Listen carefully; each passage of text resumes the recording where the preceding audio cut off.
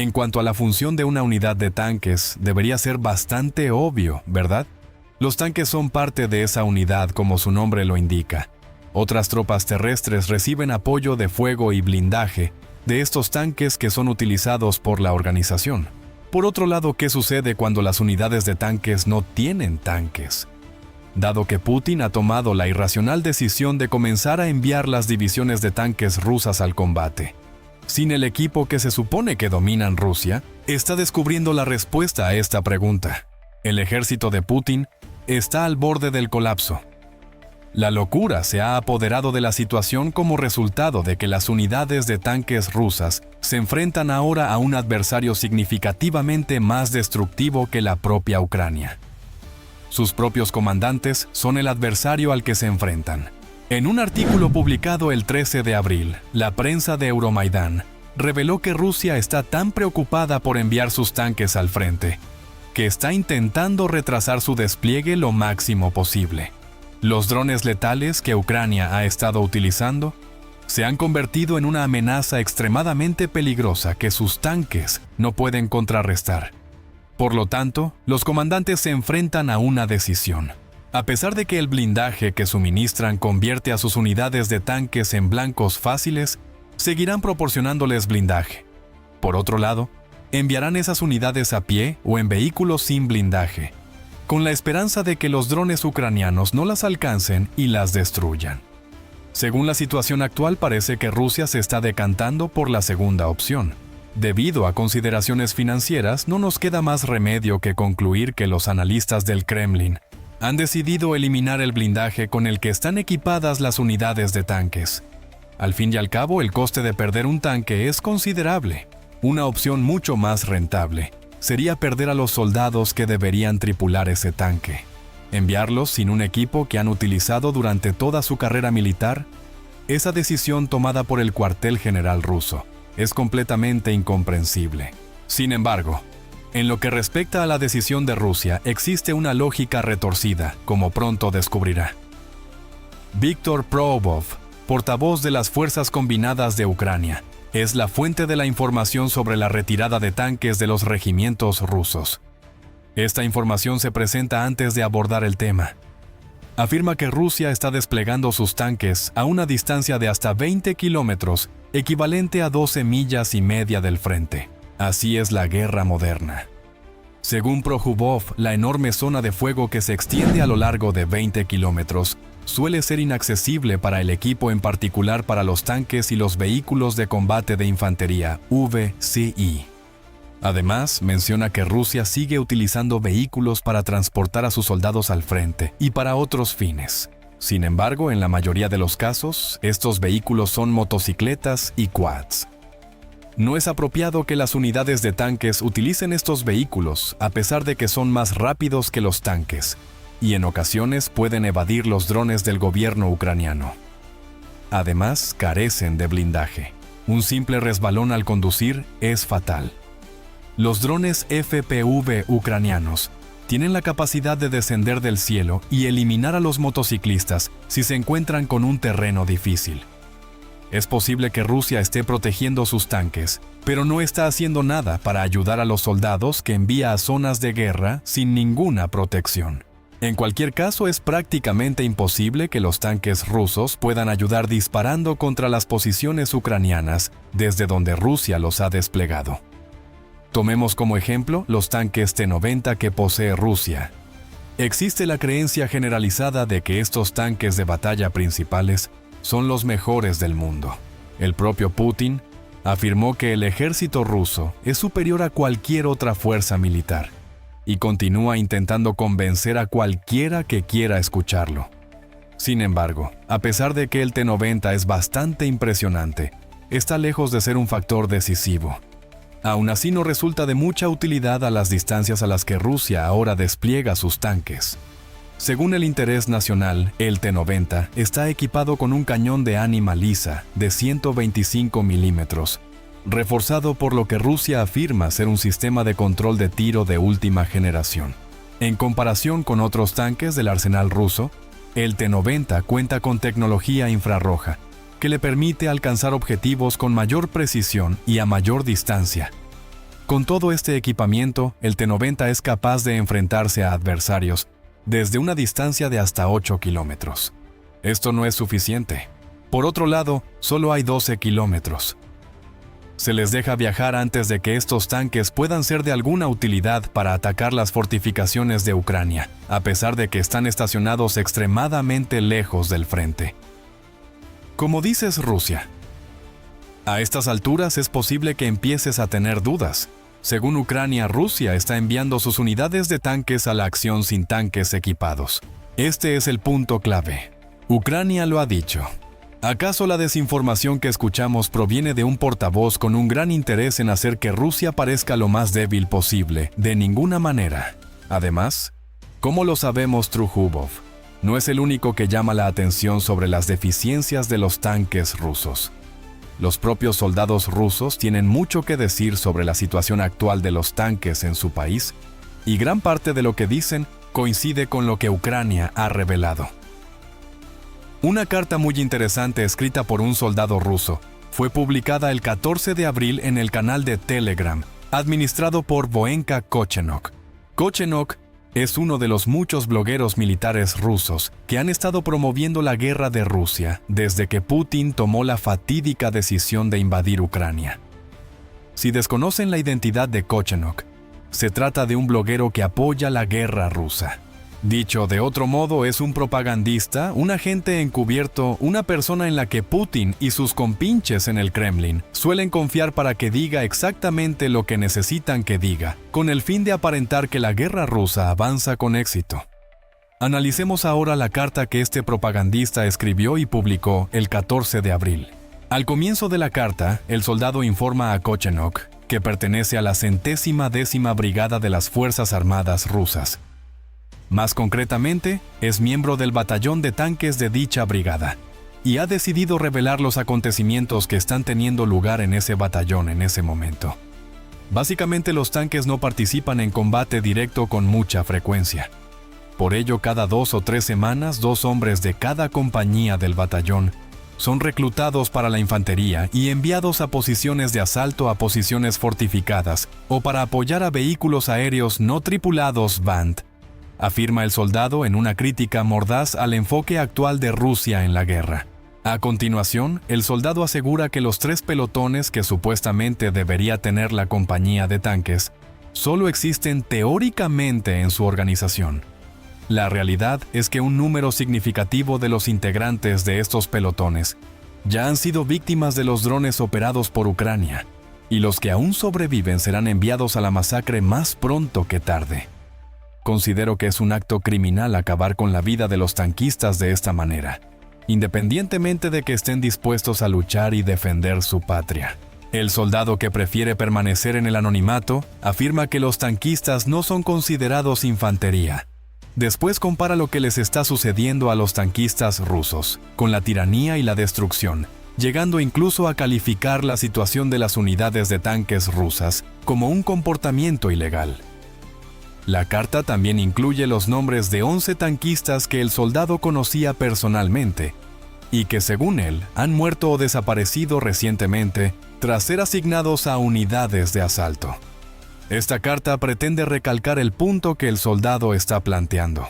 No olvidemos que Ucrania no está haciendo ninguna de estas declaraciones. Un propagandista que suele ensalzar las virtudes del ejército ruso expresa su admiración por un soldado ruso que aparece en su plataforma. Este tipo de traición provocará que Putin intente censurar a cualquiera en Rusia que siquiera se atreva a hablar mientras sus compinches buscan la oportunidad perfecta para presentar a Kochenok.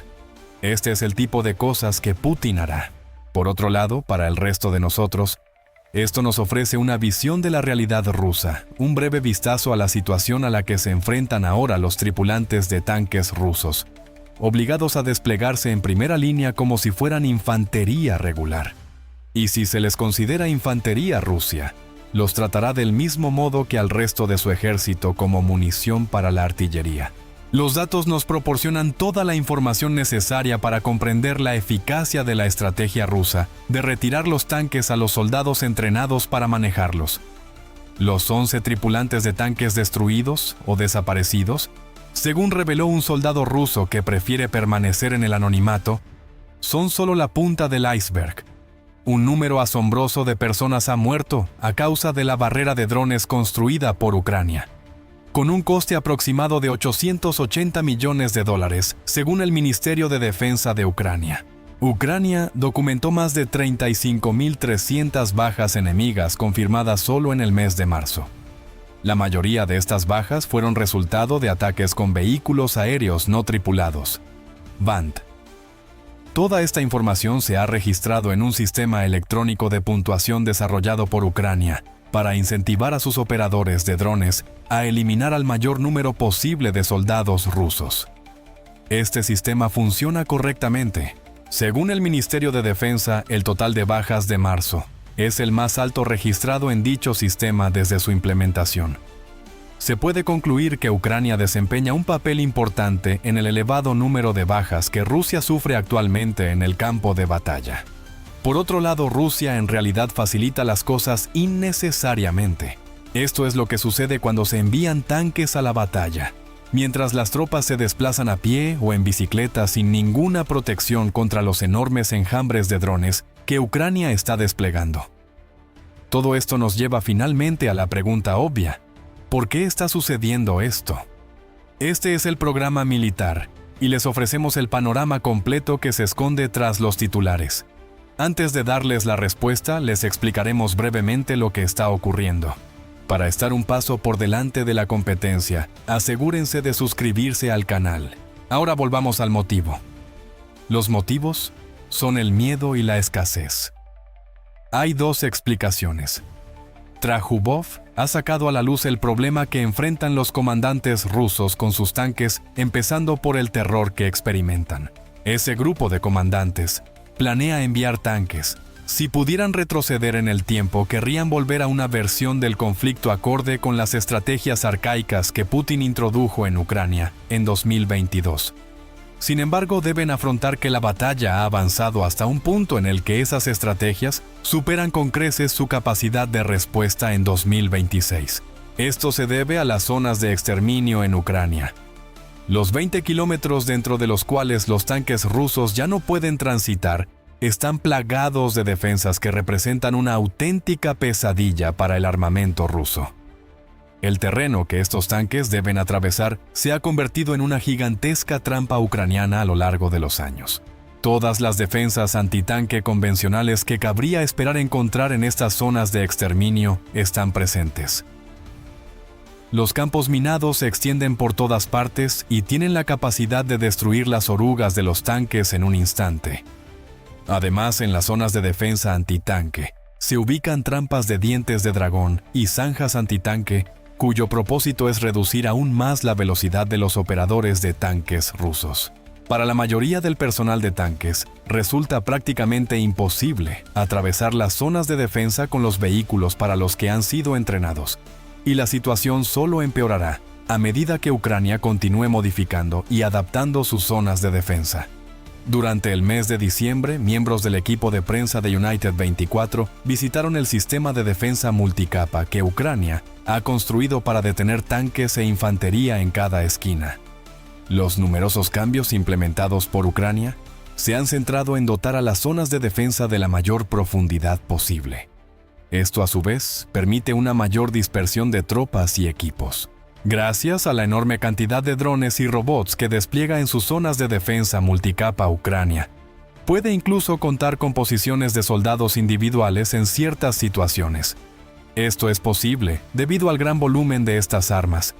Equipos especiales brindan apoyo a los drones de visión en primera persona FPV, encargados de la destrucción volando a gran altitud y monitoreando los movimientos dentro de las zonas de ataque.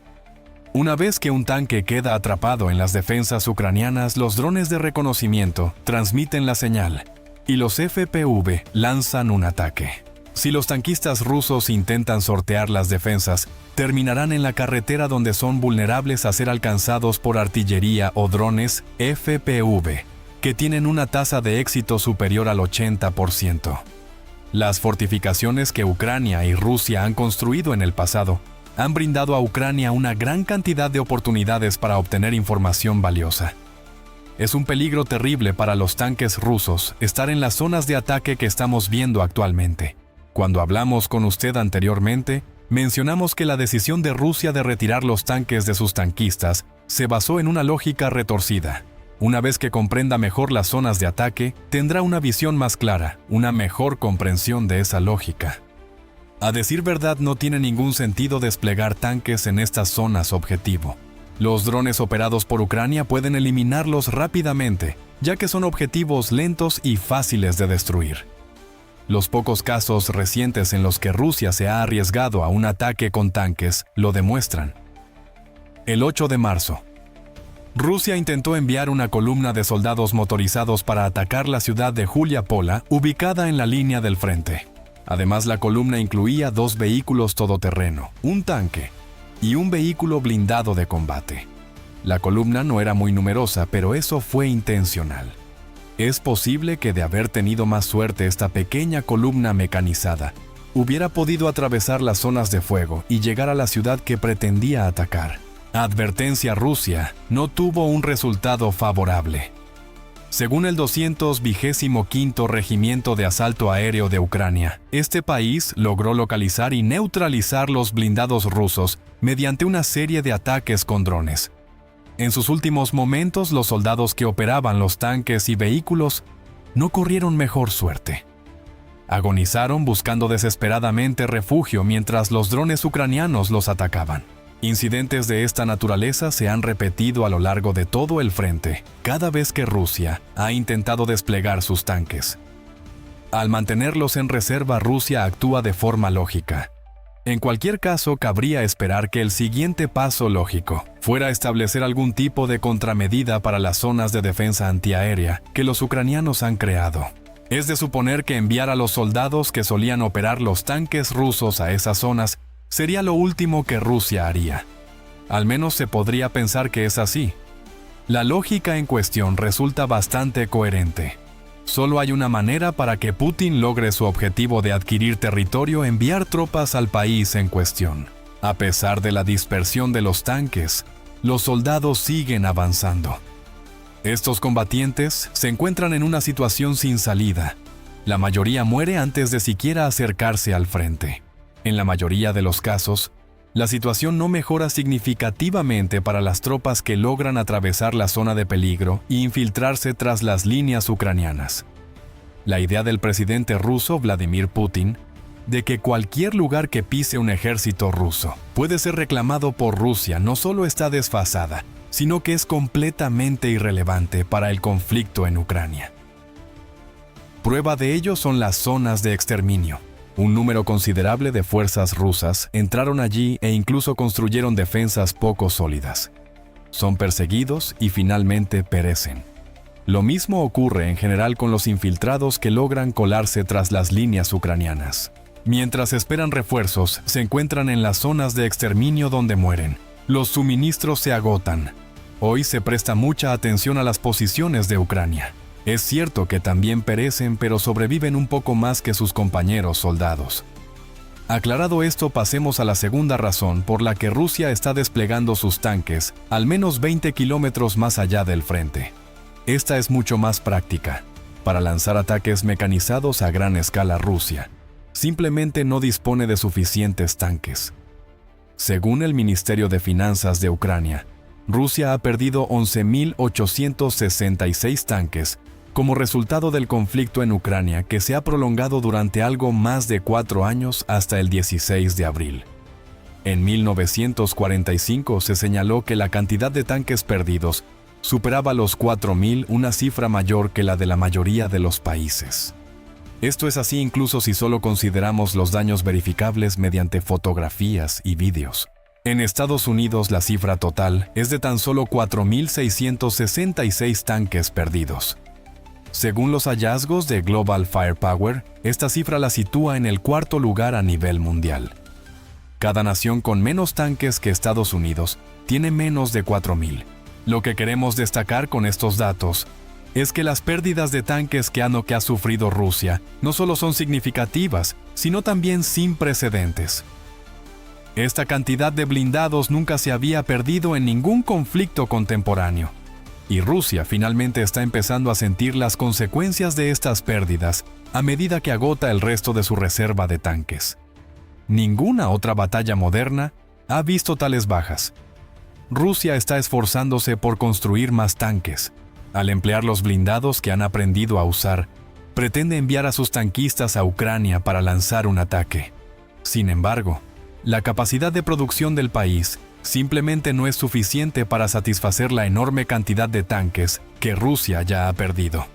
Informes de Euromaidan Press indican, Rusia afirma estar avanzando hacia su objetivo de producir 428 tanques anualmente. Para lograrlo, asegura haber establecido una segunda fábrica de producción.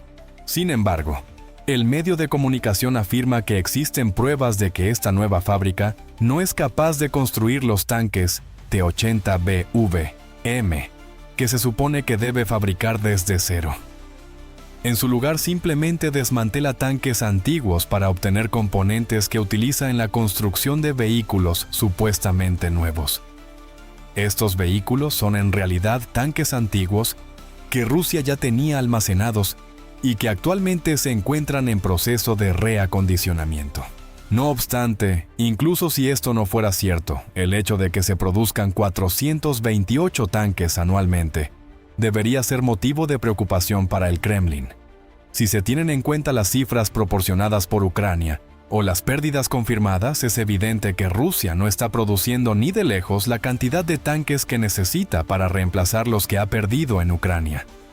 Rusia ha perdido más de 4.000 tanques, lo que equivale a una pérdida anual promedio de aproximadamente 1.000 tanques. El Ministerio de Defensa de Ucrania tiene razón. La cifra real se acerca a los 3.000 tanques desplegados anualmente. Ninguna de estas cantidades se acerca a los 428 tanques que Rusia fabrica actualmente. Más bien, esta es la cantidad que Rusia pretende fabricar. La situación es tan crítica que Rusia está extrayendo blindados cada vez más deteriorados de sus depósitos para dar la impresión de que mantiene cierta presencia de tanques en Ucrania. Esto se debe a la grave situación de los tanques rusos. Ya era de dominio público que Rusia utilizaba blindados de la era soviética. De hecho, lo venía haciendo desde el inicio del conflicto. Por otro lado, el medio United 24 informa que Rusia está llegando al extremo de equipar sus tanques T-55AM más antiguos, con jaulas de coque para protegerse de los ataques con drones. Estos tanques son chatarras oxidadas con más de medio siglo de antigüedad. Algunos datan de finales de la década de 1950. La mayoría se encuentran en mal estado. La idea de que estos tanques obsoletos puedan tener alguna influencia en un conflicto donde Ucrania ya ha demostrado que sus drones son capaces de destruir fácilmente equipos mucho más sofisticados es tan inconcebible que resulta difícil de comprender. Las jaulas de Coca-Cola no servirán de nada. El desmantelamiento de estos tanques anticuados debería haberse producido hace varias décadas. En consecuencia, Rusia se enfrenta a un doble desafío, lo que ha provocado que sus regimientos de tanques se desplieguen en combate sin tanques. Debido a que las reservas han alcanzado un nivel tan bajo, ya no hay suficientes tanques para distribuir. Incluso si los hubiera, las aterradoras zonas de exterminio que Ucrania ha establecido han demostrado ser tan efectivas que enviar un tanque a una de ellas equivale prácticamente a enviarlo a la muerte. Rusia se verá condenada haga lo que haga y también si no puede. Además, mientras todo esto se desarrolla, Ucrania está demostrando que un poco de ingenio puede ser muy útil al intentar usar un arma que se ha vuelto obsoleta como resultado de la guerra que se libra en su territorio. Incluso Ucrania posee tanques. Al igual que los tanques rusos, los tanques ucranianos corren el riesgo de ser atacados por drones con visión en primera persona si se acercan demasiado a las posiciones de las defensas rusas. Por otro lado, a diferencia de Rusia, Ucrania reconoce el problema y busca soluciones. Actualmente, Ucrania está transformando sus tanques Leopard 1 a 5 en artillería improvisada. Estos tanques tienen un alcance de 12 kilómetros, y si se les instalaran torretas modernas, su alcance podría superar los 18 kilómetros. Con la implementación de esta táctica, se elimina la dificultad de maniobrar los tanques a través de zonas de fuego para posicionarse. Los tanques ucranianos equipados con sistemas de defensa contra drones rusos pueden permanecer en una posición fija, disparar a distancia y luego moverse a una nueva ubicación. Rusia, en cambio, simplemente envía a sus tanquistas a zonas de combate donde se ven obligados a morir a pie o en bicicleta. En una sola frase, esto resume la diferencia fundamental entre los enfoques bélicos de Rusia y Ucrania. Además, mientras Ucrania se esfuerza por mejorar la funcionalidad de sus tanques, también está logrando victorias en combates tanque contra tanque sin precedentes. Fue otro Leopard el que permitió batir un récord, y este es precisamente ese récord. Vea nuestro video para obtener más información sobre este tema. Si le gustó este video, suscríbase a Military Show para ver otros videos interesantes. Predicciones de los fracasos tácticos más recientes de Rusia en Ucrania. Además, les agradezco que lo hayan.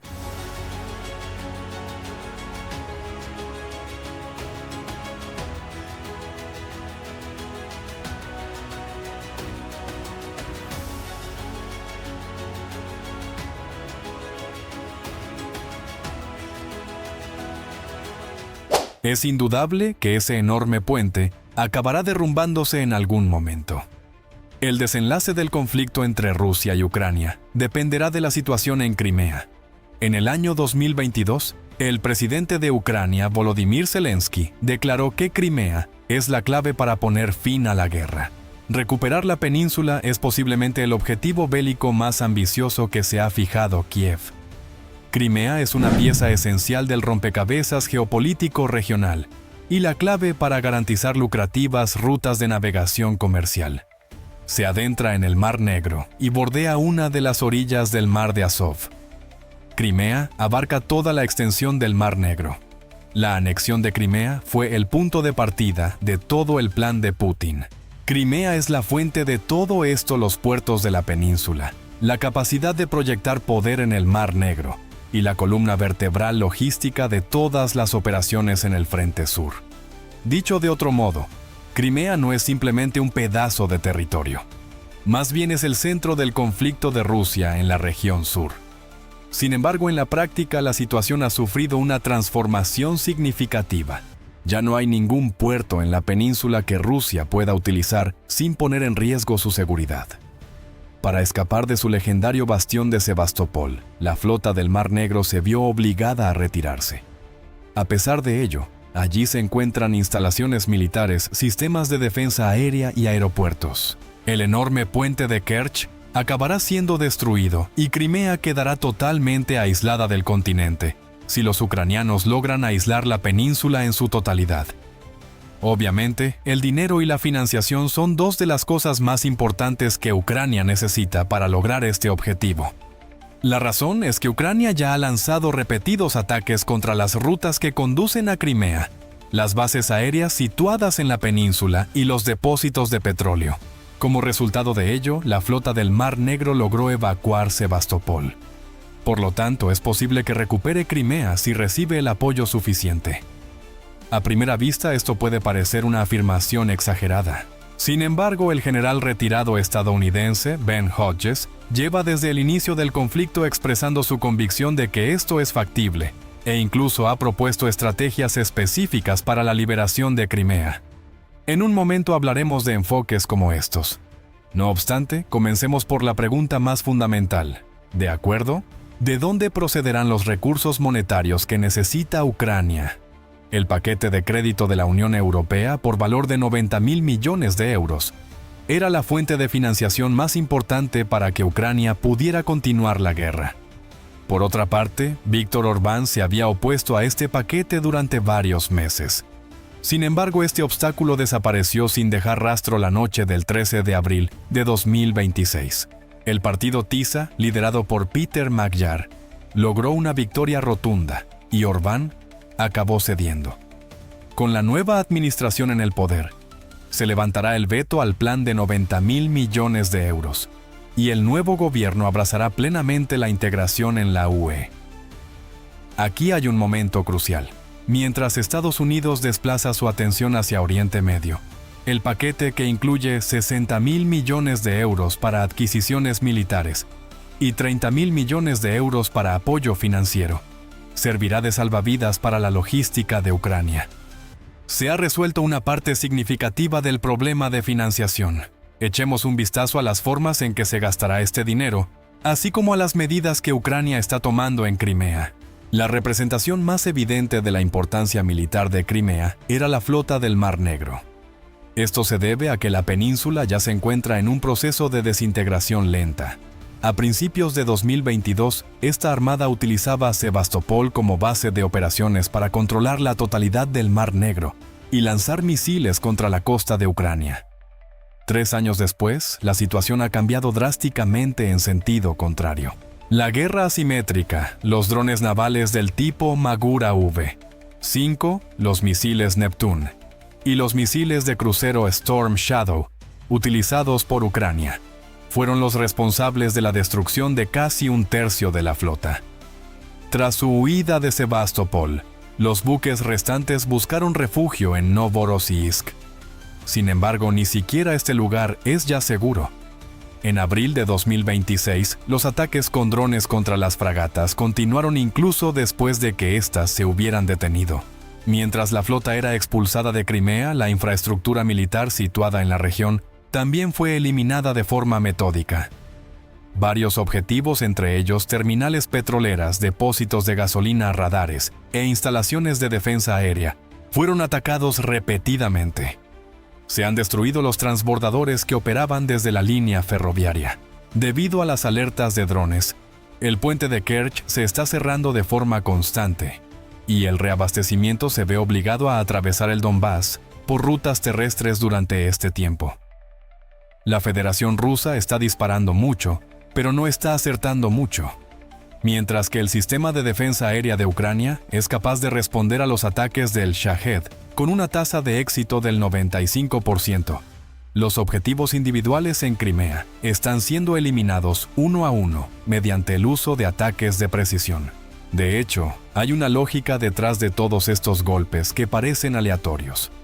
La persona que articula esta línea de razonamiento de forma más elocuente es un oficial militar retirado de Estados Unidos, Ben Hodges, que ostentaba el rango de teniente general.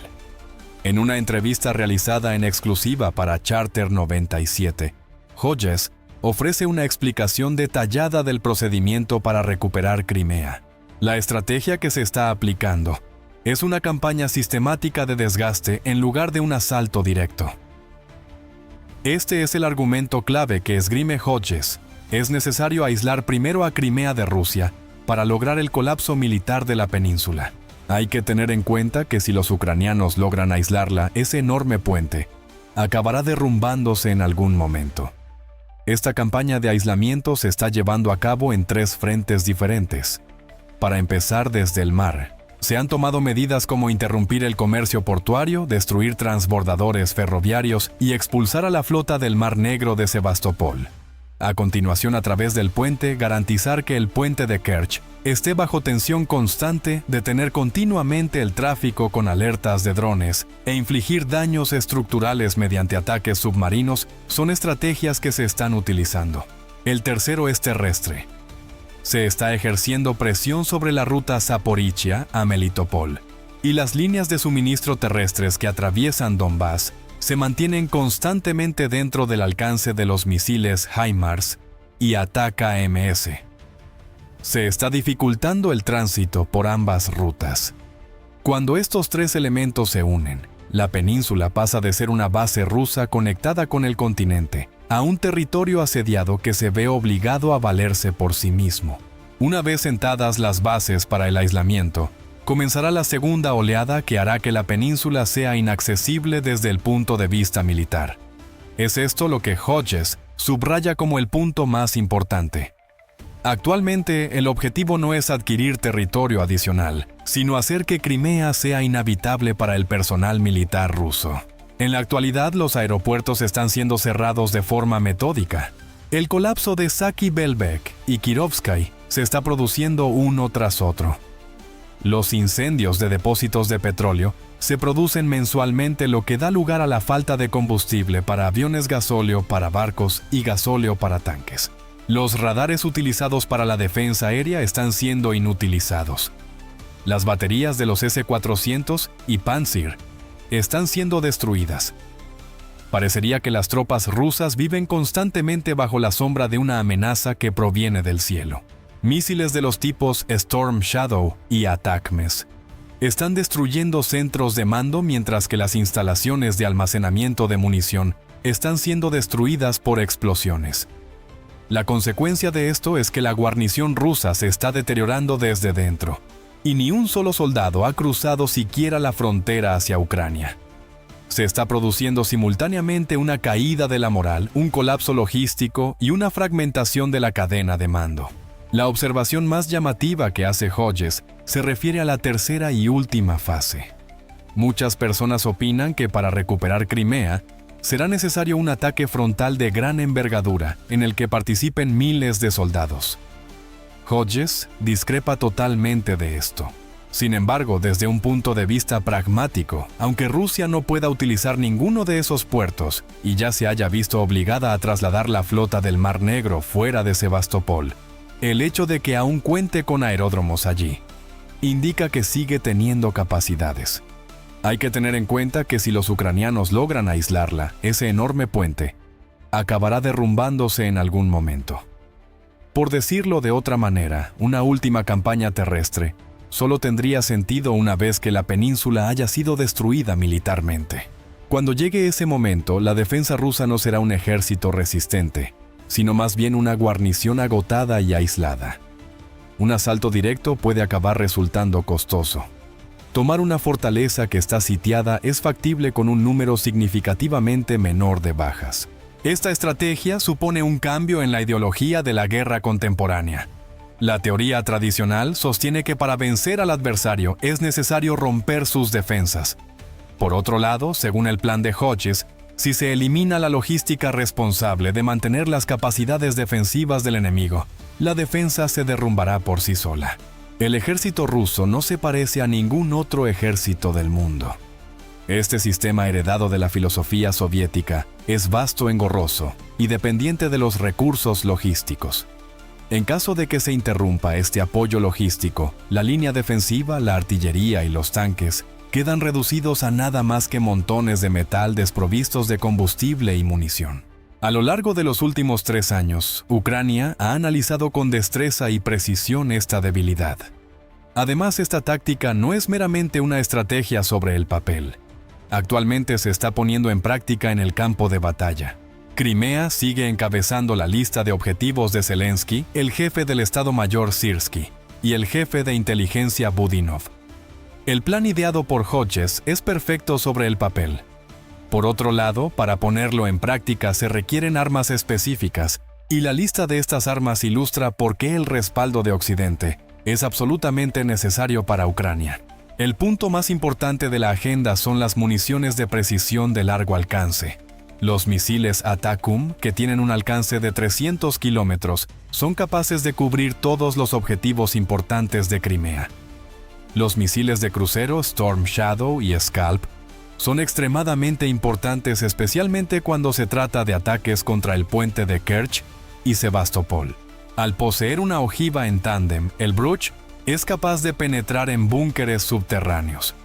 Los misiles Taurus, que Alemania aún no ha suministrado, son una excelente opción para los últimos ataques de la tercera fase debido a su versatilidad. Es absolutamente necesario contar con sistemas HIMAR para evitar que la presión fluctúe a lo largo del corredor terrestre. En lo que respecta a los drones, la situación es bastante favorable. Los drones de largo alcance de fabricación ucraniana ya están empleando una estrategia de ataque metódica contra aeropuertos e instalaciones petroleras en Crimea. Múltiples sistemas Flamingo, incluidos el FP-1, el FP-2 y el FP-5, están llevando a cabo actualmente miles de misiones al mes. Fue principalmente el uso de drones navales del tipo Magura V5, lo que provocó la evacuación forzosa de la flota del Mar Negro de Sebastopol. Debido a su tamaño reducido, su gran velocidad, su bajo coste y su capacidad para hundir buques enormes como fragatas. La eficacia del Sea Baby y otros modelos nacionales de drones navales ha quedado demostrada con los ataques al puente de Kerch y a los puertos. Sin embargo, los drones Grey Eagle pertenecientes a Estados Unidos aún no se han entregado. En caso de que se entreguen estos drones, las capacidades de reconocimiento y de ataques de precisión mejorarán considerablemente. Para lograr la superioridad aérea, los aviones de combate F-16 son absolutamente necesarios. Tanto el número de F-16 que se han entregado a Ucrania, como el número de pilotos que se han entrenado hasta ahora son insuficientes. Por otro lado, los F-16 tienen la capacidad de neutralizar las defensas aéreas rusas sobre Crimea, cuando se combinan con misiles antirradar HARM. Los ataques que se han llevado a cabo recientemente contra los radares Nevo son los primeros pasos en esta dirección. Por otro lado, los sistemas Patriot y NASAM defienden las ciudades e infraestructuras ucranianas en primera línea frente a los contraataques rusos. El lujo de concentrarse en la península es posible gracias a la presencia de un número suficiente de estos sistemas concretos. Dicho de otro modo, para que Ucrania pueda lanzar un ataque contra Crimea, sus propias defensas también deben estar aseguradas. La siguiente es una clara evaluación realizada por Hodge. Es posible que la fase de aislamiento concluya a finales del verano si tienen éxito los suministros adicionales de ATAC-MS y Taurus procedentes de Occidente. Es posible que la campaña se ralentice si estas armas no llegan. En ese caso, el calendario se verá significativamente más limitado. En este frente concreto, el tiempo juega en contra de Rusia más que de Ucrania. A medida que pasan los meses, la infraestructura rusa en Crimea sigue deteriorándose significativamente. El impulso de la batalla favorece actualmente a Ucrania. Y esto no es solo una visión optimista, sino que se basa en indicios sólidos que apuntan a que así es. Una parte de la defensa rusa está siendo atravesada por soldados ucranianos que se encuentran actualmente en primera línea. A nivel operativo, parece que los rusos son incapaces de detener los ataques que los ucranianos están lanzando contra la industria de defensa y la infraestructura de petróleo y gas. El ejército ucraniano ha logrado recuperar la iniciativa en el Frente Sur desde febrero de 2026. Mientras Rusia lograba sus avances más rápidos en los últimos meses de 2025, han comenzado los contraataques en los sectores orientales de las zonas de Zaporizhia y Dnipropetrovsk. Estas son las regiones donde Rusia avanzó más. No se ha sabido mucho de Putin. Su popularidad entre la población general ha disminuido significativamente. El número de sistemas de defensa aérea en el frente está disminuyendo mientras que aumenta el número de instalaciones de defensa aérea en las zonas residenciales alrededor de Moscú. Esta paradoja me parece bastante fascinante. El líder se muestra más vigilante a la hora de proteger a sus propios ciudadanos que de proteger la flota estacionada en el Mar Negro. Había miles de soldados en el frente que podrían haber sido protegidos por las 27 torres de defensa aérea situadas en Valdai. Budanov, jefe de inteligencia del gobierno ucraniano, se muestra no obstante ligeramente optimista. Los rusos, señala, están buscando actualmente una salida a la situación. Esta valoración es extremadamente importante, ya que ofrece una perspectiva de las opiniones que mantiene el aparato de inteligencia de Ucrania a lo largo del conflicto. Además, la capacidad de Rusia para ejercer influencia sobre los acontecimientos dentro de las fronteras de sus vecinos se está deteriorando, en parte debido al hecho de que no han logrado ganar la guerra que iniciaron contra Ucrania, y en parte debido a las acciones que los ucranianos han emprendido contra ellos. Huelga decir que este optimismo no está exento de riesgos. La ayuda de Estados Unidos a Ucrania siguió siendo limitada durante toda la presidencia de Trump. La mayoría de las ventajas se deben al propio éxito de Ucrania, y la mayor parte del peso recayó sobre los países de Europa. Para que Ucrania continúe su lucha, necesita armas, dinero y un respaldo constante. Sin embargo, la situación actual es la siguiente. La flota del Mar Negro se ha reducido a 1/3 de su tamaño original, y Sebastopol ha quedado inutilizada. Se ha informado de que el puente de Kerch está siendo atacado, que los transbordadores ferroviarios han sido alcanzados y que los aeropuertos se están desmoronando de forma sistemática. Se están eliminando uno a uno una serie de radares de defensa aérea. se están quemando las instalaciones de almacenamiento de petróleo, y en las próximas semanas se pondrán a disposición 90.000 millones de euros de financiación de la Unión Europea. Dadas estas circunstancias, el plan de Hodge no es una teoría, sino más bien una campaña en curso que se está llevando a cabo. Es imperativo que no se recompense al agresor por el conflicto tal y como articuló Zelensky. Estas no son palabras cualquiera. Crimea forma parte de Ucrania y la comunidad internacional no debe olvidar nunca este hecho. En caso de que Ucrania consiga recuperar Crimea, supondrá este resultado únicamente un cambio de propiedad sobre una parcela de tierra. No. Estas implicaciones tendrán efectos de gran alcance, cambiando no solo Ucrania, sino también toda la región del Mar Negro y los equilibrios geopolíticos del mundo entero. La expansión económica es el beneficio más tangible para Ucrania. La reconquista de Crimea garantiza la seguridad de toda la costa sur de Ucrania. Se producirá una reintegración de los puertos de Sebastopol, Yevpatoria y Feodosia en la economía ucraniana. Antes del estallido del conflicto, estos puertos servían como importantes puertas de entrada para la exportación de cereales y metales desde Ucrania. Se producirá una reducción de los costes del seguro marítimo en el Mar Negro. Se producirá una normalización de las rutas comerciales. Además, los ingresos anuales que Ucrania obtiene de las exportaciones aumentarán en miles de millones de dólares. Una ruta comercial segura a través del Mar Negro es uno de los recursos más importantes para restablecer la economía que fue destruida por el conflicto. Solo cuando Crimea se encuentre bajo la soberanía de Ucrania, podrá garantizarse esta seguridad en su totalidad. Por otra parte, la dimensión energética es considerablemente más significativa. Se han descubierto reservas de gas natural en la plataforma continental del Mar Negro en torno a Crimea, aunque aún no se han explotado. Antes de la anexión que tuvo lugar en 2014, empresas energéticas extranjeras llevaban a cabo actividades de exploración en esta región. Estos proyectos quedaron en suspenso con la anexión de Rusia. En caso de que se reconquiste Crimea, Ucrania dará un paso significativo hacia el logro de su propia independencia energética. Y Europa tendrá en cuenta una nueva fuente de suministro en su búsqueda de alternativas al consumo de gas ruso.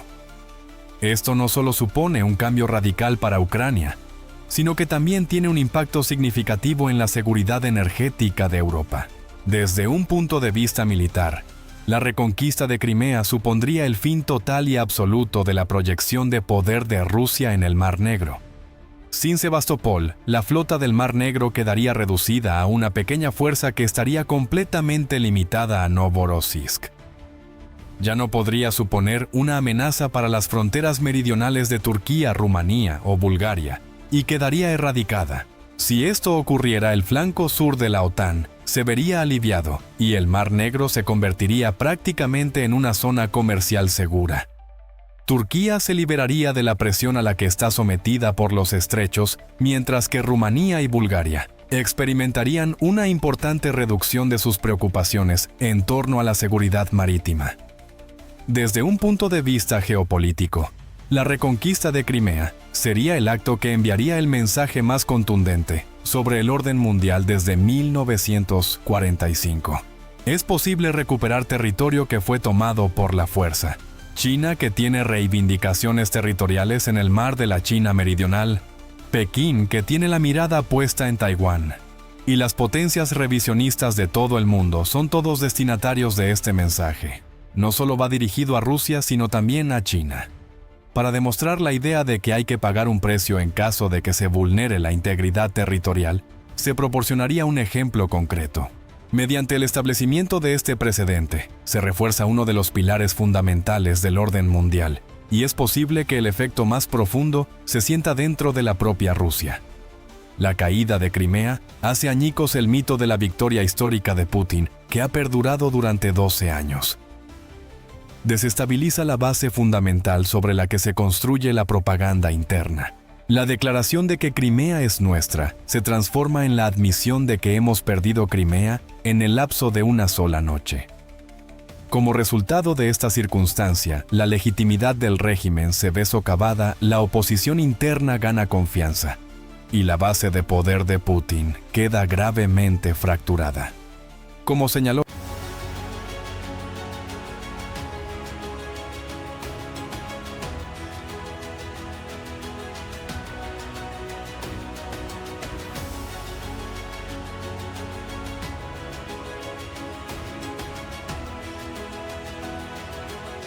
Rusia estaba convencida de que un gran número de drones de bajo coste serían capaces de debilitar las defensas de Ucrania.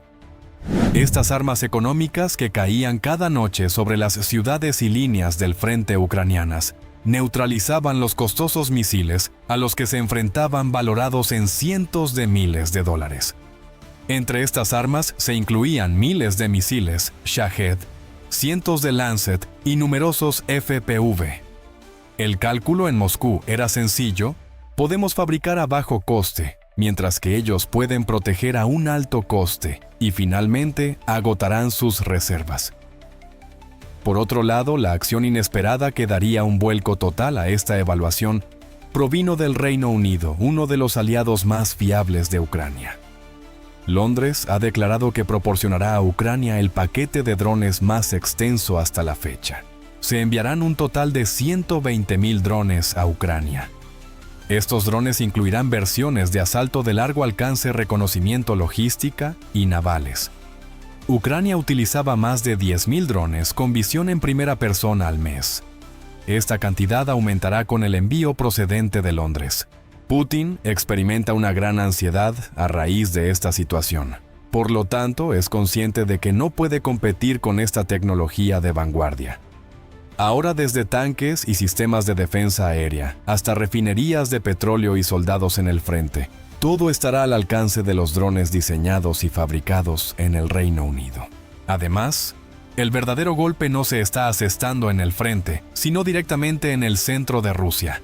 En particular, el hecho de que dispositivos como el Wind Racer Ultra, con un alcance de 2.000 kilómetros y capaz de llegar hasta Moscú, hará obsoleto el concepto de zona segura.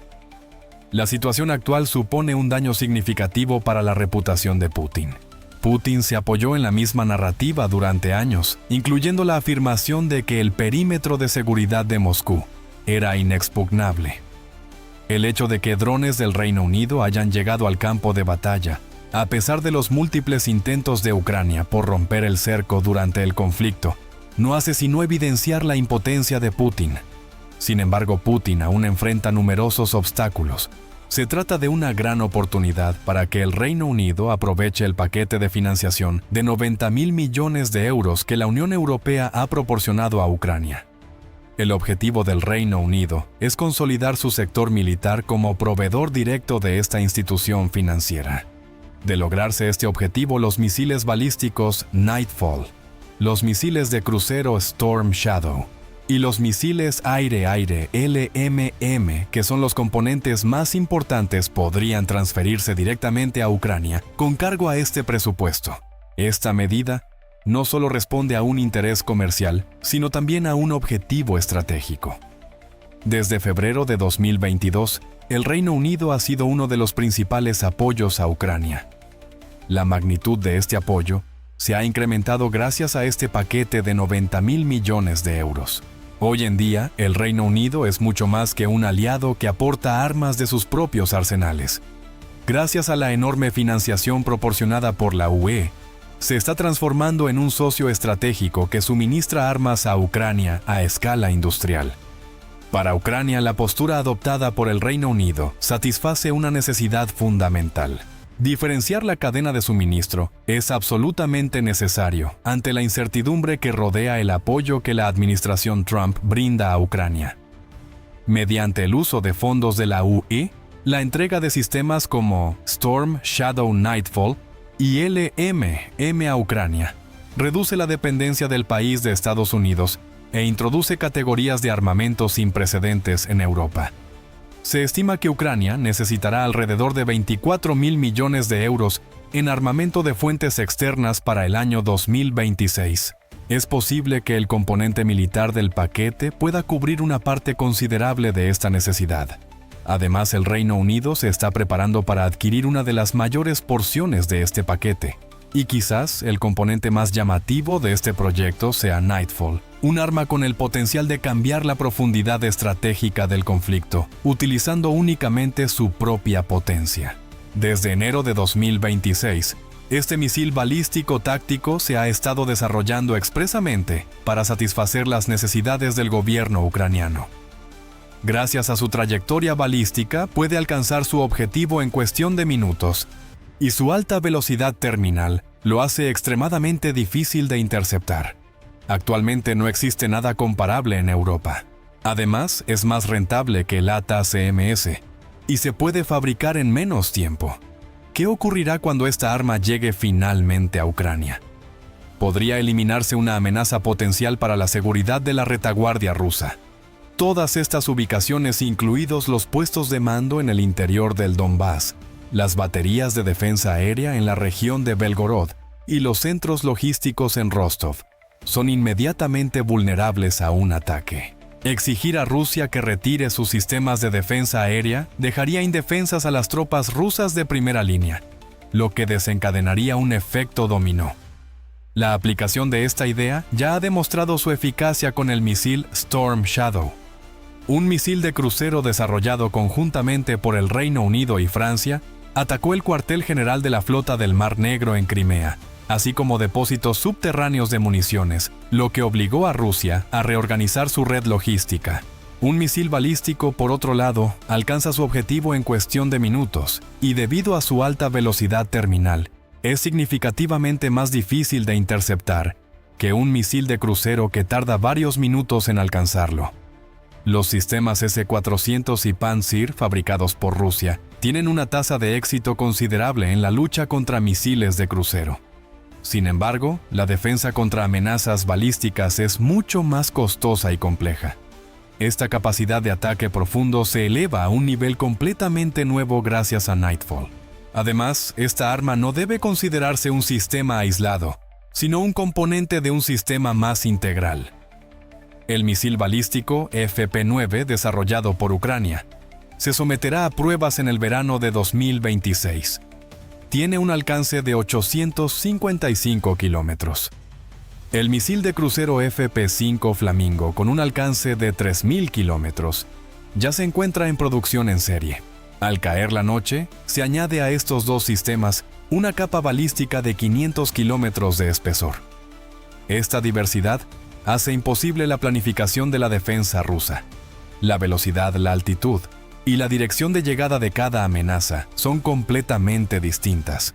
En preparación para el futuro se han desarrollado Nightfall y el paquete de 90.000 millones de euros. Pero el armamento que Gran Bretaña está suministrando ya está alterando el curso del conflicto en Ucrania. Es importante recordar las primeras semanas de la batalla. El misil antitanque británico NLAW fue una de las armas más importantes que se podían usar para detener los convoyes blindados rusos que se dirigían a Kiev. Lograron frustrar el intento ruso de conquistar Kiev en 3 días utilizando más de 600 misiles Brimstone, más de 5.000 NLAW y cientos de misiles Javelin. En general tuvieron éxito. La presencia británica también se percibe en el ambiente. Con el uso de misiles Martlet, fue posible derribar helicópteros rusos K-52 y drones kamikaze Lancet a un costo mínimo. Un total de alrededor de 100 misiles antibuque Harpoon fueron desplegados en el Mar Negro como parte de la presión que finalmente resultó en la retirada de la flota rusa de Sebastopol. Además, la mayoría de los soldados entrenados en el uso de estas armas recibieron su formación en la Commonwealth.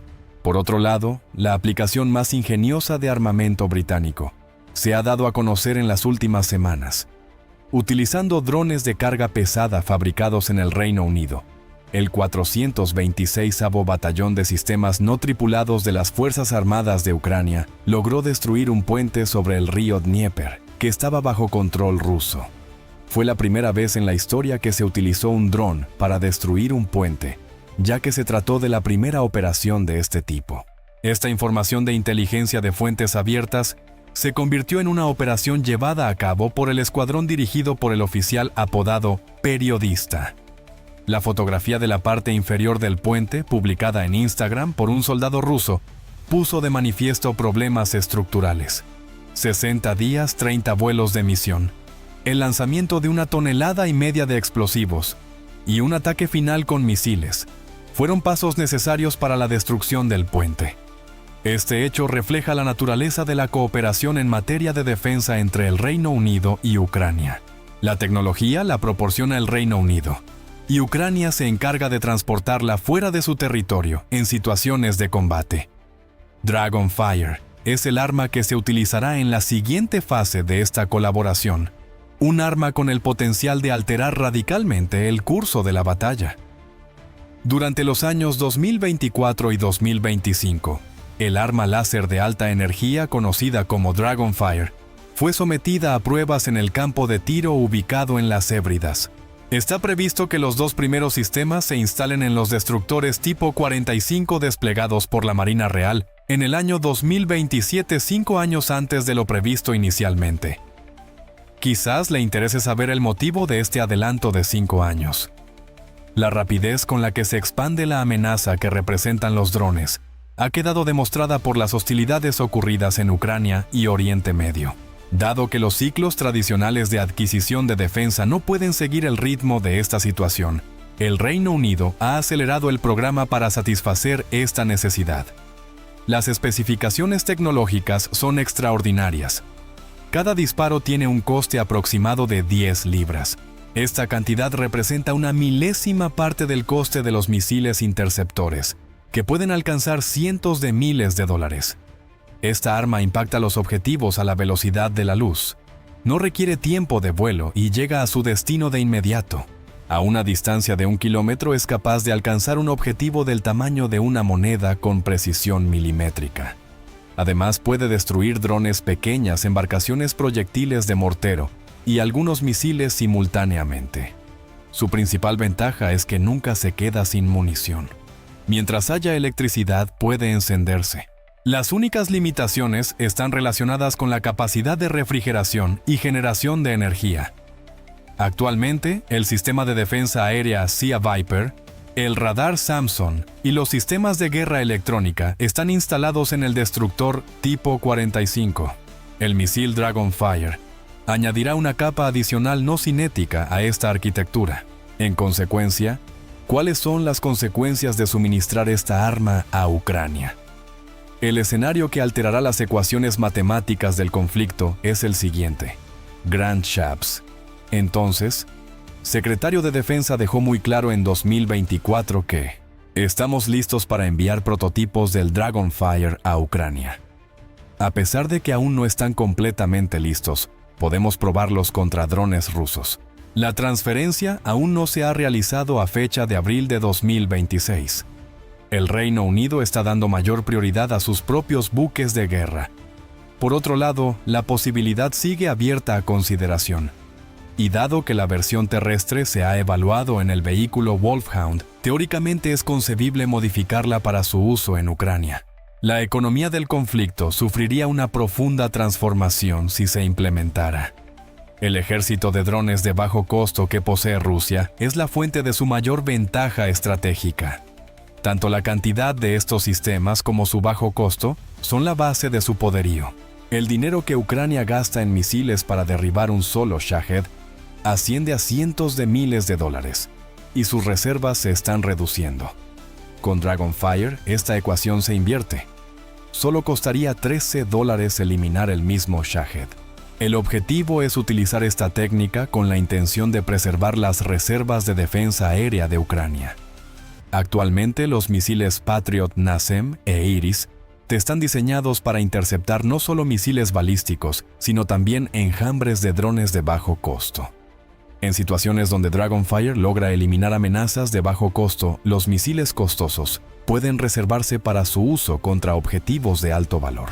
La protección acumulada se estructura por niveles. La siguiente prioridad es garantizar la seguridad de las ciudades y la infraestructura subyacente. Las operaciones nocturnas con drones llevadas a cabo por Rusia apuntan sistemáticamente sus misiles a centrales eléctricas, trenes y otras instalaciones de infraestructura civil. Dragonfire puede defenderse de estos ataques de forma costosa y a largo plazo. Gracias a ello, los costos de reparación disminuyen, la vida civil vuelve a la normalidad y la economía se recupera. En caso de que este equipo llegue a Ucrania, los cálculos geopolíticos de Rusia quedarán invalidados. Toda la estrategia de drones que emplea Moscú se basa en la idea de que es posible desgastar defensas costosas con armas baratas. Dragonfire desmiente esta lógica. Rusia necesitaría construir armas más caras y complejas. Las sanciones vigentes hacen que esto sea extremadamente difícil. Otra consecuencia sería que Rusia perdería la base de su estrategia de drones. En el frente, la amenaza que representan los drones se atenuaría. Si la versión terrestre se despliega en vehículos, será posible neutralizar los ataques rusos de Lancet y FPV a un costo mínimo. Debido a que son atacados constantemente desde una perspectiva en primera persona, los soldados ucranianos actualmente no pueden abandonar sus trincheras. Tras la eliminación de esta amenaza por parte de Dragonfire, el campo de maniobra se abre y la dinámica del frente cambia simultáneamente. Posiblemente el efecto más significativo sea el fracaso de la planificación de defensa a largo plazo de Rusia para implementarse de manera eficiente. Una licencia de producción para el misil de cabeza de disparo Moscú ha recibido drones de Irán. Además, Moscú ha desarrollado sus propias fábricas y actualmente produce miles de drones mensualmente. La lógica detrás de este gasto es que será posible desgastar costosas defensas con drones muy económicos. Esta lógica se ve socavada por Dragonfire. Rusia se verá obligada a desarrollar contramedidas contra láseres o a adoptar un enfoque ofensivo completamente diferente. Avanzar en el desarrollo tecnológico bajo sanciones ya representa un desafío inmenso. Los drones no son lo único que Dragonfire puede destruir. La premisa fundamental de la economía de guerra rusa se ve debilitada como resultado de este cambio. Al analizar la situación en su conjunto, observamos un escenario desastroso para Rusia. La capacidad de realizar ataques de largo alcance la proporciona Storm Shadow. Se añade un peligro balístico adicional a una profundidad de 500 kilómetros al anochecer. En el frente, el EMM es responsable de destruir helicópteros y drones. Mientras tanto, Dragonfire está sentando las bases para un arsenal inagotable, que servirá de fundamento para este completo sistema de defensa. En su conjunto, esta estrategia de 4 niveles demuestra que el Reino Unido proporciona a Ucrania no solo armamento, sino también un modelo para una economía de guerra sostenida. Además, este paradigma representa una amenaza significativa para la política rusa de operaciones de desgaste. Además de ser transportada por armas, esta versión también es transportada por individuos. Existe un amplio consenso entre la clase política del Reino Unido para brindar apoyo a Ucrania, independientemente de si están en el poder o en la oposición. El 11 de abril fue el día que proporcionó la prueba más concluyente de ello. El ex primer ministro Boris Johnson realizó un viaje personal al frente en Zaporilla, donde pasó tiempo en las trincheras con la 65ª Brigada Mecanizada. El comentario que Johnson hizo en su artículo resumió el consenso general. La pregunta que hay que hacerse no es si Putin es capaz de capturar toda Ucrania, porque no lo es. La pregunta que debemos responder es si estamos brindando a los ucranianos la asistencia suficiente para obligarlo a regresar a la mesa de negociaciones y a ceder. Mientras el ex primer ministro conservador viajaba al frente para visitar las trincheras, el actual gobierno laborista sigue cumpliendo su compromiso de proporcionar asistencia militar anual de 3.000 millones de libras esterlinas. No existe correlación entre este apoyo y los ciclos electorales. Kiev fue la fuente del mensaje que el gobierno actual envió un día antes de la visita de Johnson al frente. Los días 10 y 11 de abril, el ministro de las Fuerzas Armadas del Reino Unido, Al Carnes, visitó Kiev. Durante su visita, elogió la tecnología de drones de Ucrania, considerándola una de las mejores del mundo, y estableció una conexión crucial. Carnes señaló que la utilización de estas tecnologías podría ser ventajosa para la protección del estrecho de Hormuz. A partir de este comentario se puede inferir que la relación entre el Reino Unido y Ucrania ha evolucionado de un acuerdo de ayuda unilateral a una asociación estratégica de cooperación.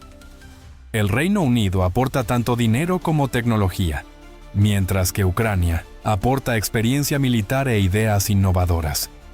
Este espectro, que incluye la modificación del Malloy T-150 para convertirlo en un rompepuentes, así como la protección del estrecho de Hormuz, demuestra que Ucrania ya no es solo receptora de armas, sino un actor que contribuye a la arquitectura de la seguridad global. La pregunta ahora es, ¿qué puede hacer Rusia en respuesta al apoyo multifacético que le brinda el Reino Unido? Obtener el respaldo de los aliados de Moscú es la opción más obvia. Sin embargo, cada una de estas coaliciones está sujeta a importantes limitaciones. China ofrece asistencia tanto en el ámbito económico como en el diplomático. Como fuente de componentes electrónicos de bajo costo y tecnología con doble aplicación, es un recurso vital para la economía rusa que está sujeta a sanciones. A pesar de ello, Rusia sigue actuando con considerable cautela en lo que respecta al apoyo militar directo. Sería irresponsable que Pekín intentara imponerse sanciones a sí misma. Si bien el sector de defensa chino es capaz de proporcionar a Rusia sistemas de defensa antimisiles o tecnologías antiláser superiores, hacerlo pondría en peligro las relaciones comerciales de China con Estados Unidos y la Unión Europea en lugar de fortalecerlas. Además, la economía china depende en gran medida de las exportaciones. Existen indicios de que la ayuda de Pekín a Rusia seguirá siendo limitada y secreta. Por lo tanto, es posible que China no pueda. Corea del Norte no tiene capacidad para ofrecer una respuesta tecnológica concreta a los misiles Nightfall o Dragonfire. A pesar de que ya suministra tropas a Rusia y posiblemente municiones, su contribución al desarrollo tecnológico ruso es sumamente limitada. La industria de defensa de Pyongyang depende de tecnología soviética desarrollada en la década de 1970. Corea del Norte carece de la capacidad para fabricar un sistema capaz de neutralizar las armas láser o los misiles balísticos de precisión presentes en el Reino Unido. Su contribución es abundante pero de baja calidad. En lo que respecta a la ojiva perforante del misil Storm Shadow o los disparos a velocidad luz del Dragonfire, Corea del Norte no posee ninguna respuesta tecnológica que ofrecer. Irán, por otro lado, presenta un panorama muy diferente, aunque con una visión muy pesimista. Teherán fue el principal proveedor de drones para Rusia. Esto incluye la licencia de producción del Shahid 136, así como el suministro de componentes y asistencia técnica. Sin embargo, el conflicto con Irán en 2026 provocó un cambio drástico en este equilibrio. La base naval de Bushehr sufrió graves daños, el aeropuerto de Maribod fue atacado y la planta petroquímica de Asaloya quedó inoperativa. A medida que la infraestructura militar iraní continúa deteriorándose deliberadamente, la capacidad del país para transferir tecnología y armamento a Rusia se ha reducido drásticamente.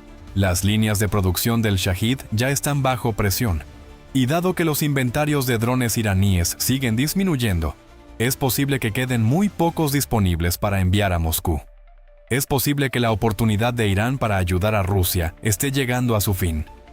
¿Qué medidas podría tomar Rusia por su cuenta si no recibe suficiente apoyo de sus aliados? Si bien es técnicamente posible desarrollar defensas antiláser contra el Dragonfire, esto requiere una cantidad considerable de tiempo y recursos. Con las sanciones vigentes, ya resulta muy difícil proteger los componentes ópticos sensibles y los materiales innovadores. Los sistemas S-400 y S-500 están experimentando una sobrecarga en sus capacidades al intentar defenderse de la velocidad balística del anochecer.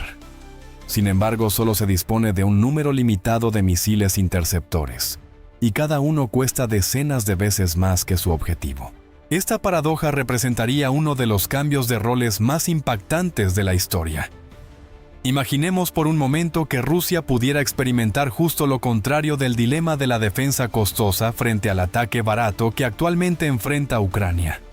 Si Rusia no logra contrarrestar estos sistemas, la pregunta más importante que surge al considerar todas estas variables es si Putin se sentará o no a la mesa de negociaciones. La historia ha demostrado que el Kremlin es sumamente reacio a admitir un estancamiento militar. Sin embargo, si la combinación de presión económica, derrotas militares y la diferencia tecnológica alcanza un punto crítico, la situación podría cambiar. Rusia podría estar siendo empujada justo al límite por el acuerdo que ofrece el Reino Unido. Si el costo de librar el conflicto sigue aumentando día a día mientras la posibilidad de victoria disminuye, entonces es absolutamente necesario sentarse a la mesa de negociación. La pregunta clave es, ¿cuándo? ¿Bajo qué circunstancias? ¿Y con qué grado de pérdida territorial? Ahora bien, ¿cuál es su opinión al respecto? La sección de comentarios está abierta para que comparta sus ideas.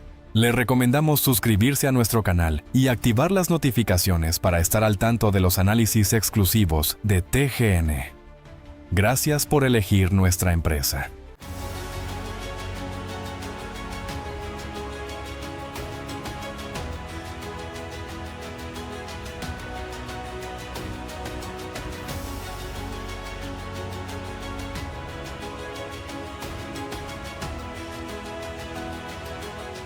En el transcurso de tan solo un mes, Ucrania ha salido victoriosa frente a Rusia en múltiples ocasiones. En su proceso por recuperar lo que legítimamente les pertenece y aniquilar a los soldados rusos, los ucranianos están logrando importantes avances territoriales. Sin duda, nada de esto está ocurriendo por casualidad. Las liberaciones en zonas críticas del frente han convertido a Ucrania en una fuerza de combate formidable, que combina creatividad con excelentes tácticas. Estas liberaciones están provocando que Rusia se vea frenada en seco.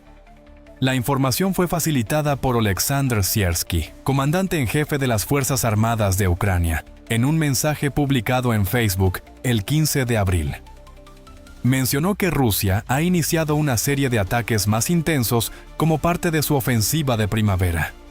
Siersky describió la forma en que Ucrania está reaccionando, así como las implicaciones de esa reacción para Rusia. Antes de comunicar la información desfavorable a Putin, Siersky declaró que nos estamos defendiendo activamente, porque estamos obligados a tomar la iniciativa estratégica. El resultado de esto fue que en el mes de marzo, nuestras tropas pudieron recuperar el control de aproximadamente 50 kilómetros cuadrados de terreno que habían sido tomados por el adversario. Mientras Ucrania se centra en recuperar zonas sobre las que Rusia solo mantenía un control precario con su plan de infiltración. Estas victorias son el resultado de una serie de movimientos de contraofensiva que han tomado a Rusia por sorpresa. Estas acciones han pillado a Rusia con la guardia baja. Parece que los esfuerzos de Putin han fracasado. Tenía la impresión de que podía aprovechar la significativa superioridad numérica de Rusia, enviando soldado tras soldado, para transformar las zonas ocupadas en zonas grises. Putin cometió un error. El ejército ucraniano ha protagonizado una remontada notable y está avanzando a pesar de los esfuerzos de Rusia por aumentar la presión que ejerce durante su ofensiva de primavera. Si Ucrania estuviera logrando estos avances tras meses de avances rusos, la situación no sería tan mala para Rusia como lo es ahora. Pero sin duda, este no es el caso. Tras un mes en el que Ucrania recuperó aún más territorio, la liberación más reciente, que supone la recuperación de 50 kilómetros cuadrados, o 19,3 millas cuadradas, se produjo inmediatamente después. El 20 de febrero, Ucrania había recuperado más de 300 kilómetros cuadrados, lo que equivale a aproximadamente 115 millas cuadradas, tras el inicio de una serie de contraofensivas en la región sur.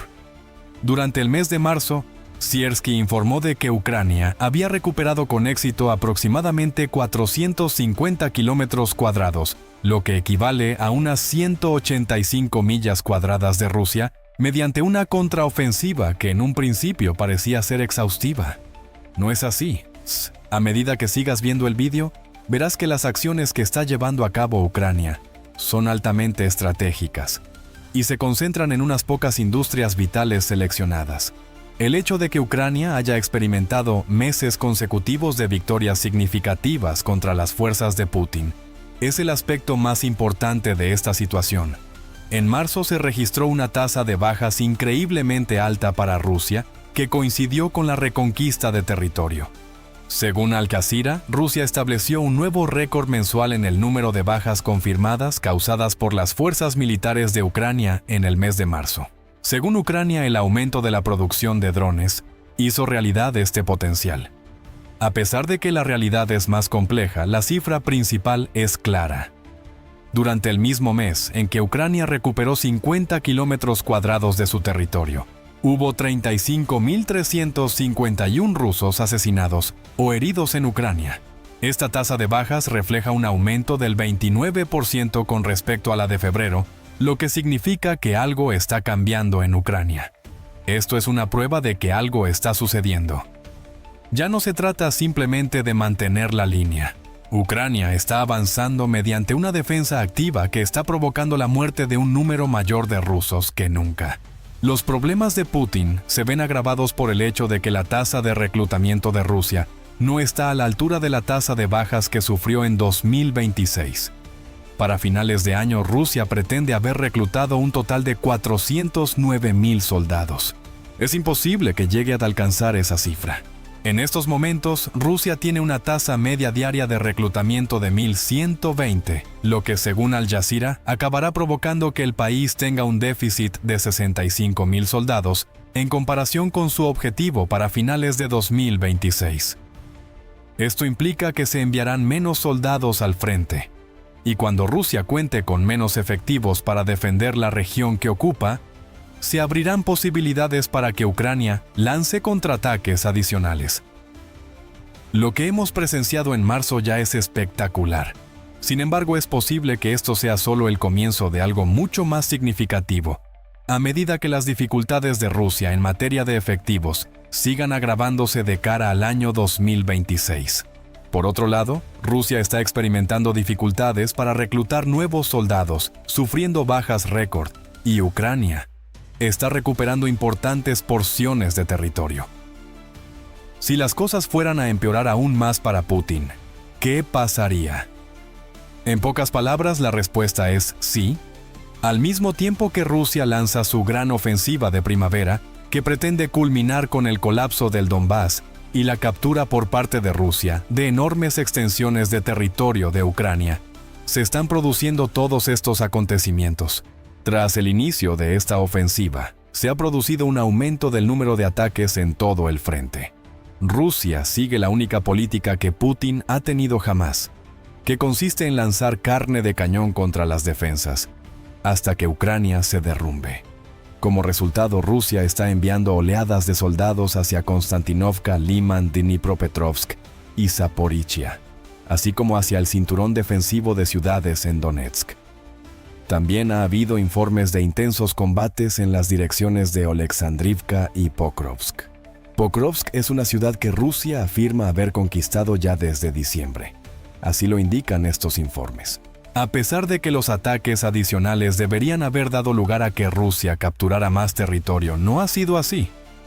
La lógica básica indica que debería ser así. Sin embargo, lo que realmente estamos presenciando en todo el frente es una ralentización significativa del ritmo al que avanzan los rusos. Esta información la destaca Business Insider, que señala que en marzo de 2025, las fuerzas de Putin avanzaban a un ritmo de aproximadamente 12,9 kilómetros cuadrados, lo que equivale a 5 millas cuadradas cada día. Tras un año, el ritmo de avance se ha ralentizado hasta unos relativamente insignificantes 2,58 kilómetros cuadrados, lo que equivale a 1 milla cuadrada cada día. En otras palabras, el ritmo de avance de Rusia se ha reducido a 1/5 parte en solo un año. Y para echar sal en la herida que ha sufrido Rusia-Ucrania, ha arrebatado el impulso para lograr avances diarios de 4.666 kilómetros cuadrados, lo que equivale a 1,8 millas cuadradas al día. Esto es casi el doble de lo que está ganando Rusia. La conclusión que se puede extraer de todo esto es bastante clara. La introducción de la ha sido un fracaso total y absoluto. France 24 informa de que una evaluación realizada por el Instituto para el Estudio de la Guerra, conocido a menudo como ISOW, ha puesto el último clavo en el ataúd de la campaña de Rusia, que estaba prevista para marzo de 2026.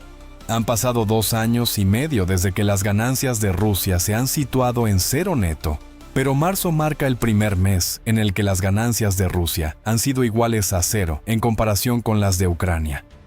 Ucrania está superando a Rusia y dejando en evidencia a Putin al lanzar una ofensiva que es superior a la de Rusia tanto en términos de eficacia como de eficiencia.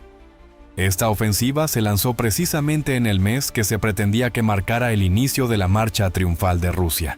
No solo se trata de una situación humillante para Putin, sino también de una calamidad total y absoluta, que debería demostrarle lo mal que funciona su política de lanzar gente contra el problema hasta que desaparezca, en el campo de batalla del siglo XXI que Ucrania ha creado. Lo que estamos presenciando ahora mismo es que las cosas están empezando a moverse a favor de Ucrania, y así es como está ocurriendo. El uso de drones es la solución obvia a la pregunta de cómo el ejército ucraniano es capaz de lograr todo esto frente a una fuerza rusa que cuenta con una ventaja numérica significativa. Sin embargo, hay mucho más que eso.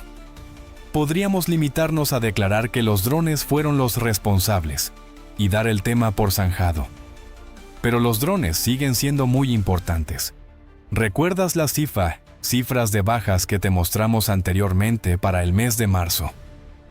Un total de 35.351 soldados rusos resultaron muertos o heridos.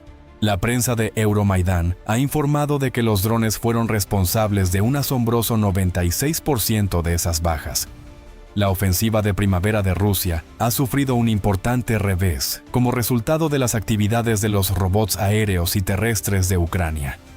Esto ha permitido a Ucrania mantener su posición en las regiones en las que Putin se está centrando al tiempo que avanza en otras zonas. En una nota relacionada, la ventaja de los drones que posee Ucrania se está fortaleciendo. El Reino Unido entregará a Ucrania un paquete excepcional compuesto por más de 120.000 drones en el año 2026. Esto se sumará a los millones de drones que Ucrania está construyendo actualmente por su cuenta. En lo que respecta a Rusia, la parte del conflicto relacionada con los drones de largo alcance no va mucho mejor. Durante bastante tiempo Rusia ha estado utilizando drones de largo alcance para causar estragos en las ciudades y las infraestructuras de Ucrania. Esta es un área en la que Rusia tiene una clara ventaja frente a Ucrania. Una vez más, el volumen fue el factor más importante como lo ha sido para Putin sobre el terreno. Por otro lado, marzo fue un mes que marcó otro punto de inflexión en ese ámbito. Según ABC News, marzo fue el primer mes de toda la guerra en el que Ucrania lanzó más drones de largo alcance contra Rusia que los que Rusia fue capaz de lanzar contra Ucrania. Era la primera vez que Ucrania lograba esto. Existe una diferencia considerable entre el número de drones, 7.347 ucranianos frente a 6.462 rusos. Además, para complicar aún más las cosas a Putin, la nueva generación de drones interceptores de Ucrania, capaces de eliminar los Shahid por una fracción del coste de $1, ayudó a Ucrania a alcanzar una tasa de interceptación de alrededor del 90% contra los drones rusos en el mes de marzo. En comparación con Ucrania, Rusia está lanzando un número menor de drones, y la tasa de éxito de esos drones es inferior a la de los últimos meses. La conclusión que se puede extraer de esto es que marzo no solo fue un mes desastroso para las operaciones militares de Putin. El creciente énfasis que Ucrania está poniendo en los ataques en profundidad indica que está trabajando para socavar la infraestructura del ejército ruso desde dentro. Un total de 76 objetivos dentro de Rusia fueron atacados por drones pertenecientes a Ucrania. Entre estos objetivos, se encontraban 15 instalaciones relacionadas con la industria de refinería de petróleo de Rusia. Todo esto se hace con la intención de debilitar a Rusia en el frente, ya sea mediante la destrucción de activos militares en Rusia, como instalaciones industriales, o mediante el robo de gasolina que Rusia suministra a sus tropas, y luego vende a otros países para obtener beneficios. Desde marzo, los drones han sido un factor significativo para Ucrania. Por otro lado, es de suponer que eso ya lo sabías. Los drones suelen citarse como una de las razones por las que Ucrania ha podido lograr algo notable en su conflicto con Rusia cada vez que se aborda el tema en una conversación. Sin embargo, preste atención a lo que acabamos de señalar en ese punto. Esta es una de las causas. Además del aluvión de drones, hay mucho más sucediendo entre bastidores que ha permitido a Ucrania lograr avances significativos en su conflicto con Rusia. Sin embargo, antes de profundizar más en ese tema, hay mucho más que se puede deducir de esto. Si el programa militar te está aportando algo de valor, deberías asegurarte de estar suscrito al canal. A pesar de que Siersky afirmó que la zona tenía 50 kilómetros cuadrados, había algo más en sus declaraciones que debería haber llamado tu atención. Siersky utilizó la expresión defensa activa, y el significado de ese término es mucho más amplio de lo que la mayoría de la gente cree. Cuando el propio Siersky afirmó que estamos combatiendo la superioridad numérica rusa con la calidad de las operaciones de combate ucranianas, obligando al enemigo a jugar según nuestras reglas y prolongando continuamente los plazos para completar las tareas, nos dio algunas pistas sobre por qué está sucediendo esto. Continúa diciendo que Ucrania ha estado llevando a cabo ataques contra las instalaciones militares y de la industria de defensa de Rusia, tanto dentro de Rusia como en los territorios que están bajo su control, con el fin de reducir la capacidad de Rusia para lanzar operaciones ofensivas. Además, Mikhailo Fedorov, ministro de Defensa de Ucrania, expresó su convicción de que es imperativo que Ucrania tome la iniciativa y lance un asalto a principios del año 2026. Durante el mes de enero, Fedorov declaró que Ucrania se iba a concentrar en aumentar el número de soldados rusos muertos en combate. También fijó un objetivo de 50.000 bajas irrecuperables para Rusia al mes. Con esto, junto con las reformas en curso que se están llevando a cabo dentro del ejército ucraniano, surgiría una situación en la que Ucrania estaría en condiciones de tomar la iniciativa frente a Rusia. Eso es exactamente lo que estamos presenciando en el campo de batalla en este momento. Sin embargo, tomar la iniciativa no significa que Ucrania vaya a lanzar una contraofensiva integral a lo largo de un frente, que actualmente se extiende a lo largo de aproximadamente 745 millas o 1.200 kilómetros. Ucrania cuenta con mucha más inteligencia que eso. Es precisamente porque Ucrania ha adoptado un enfoque sectorial para su estrategia de contraataque, por lo que ha podido lograr éxitos contra Rusia tanto en el mes de marzo como durante el mes de febrero. En una entrevista con Business Insider, George Barros del ISW afirmó que no se trata de una coincidencia.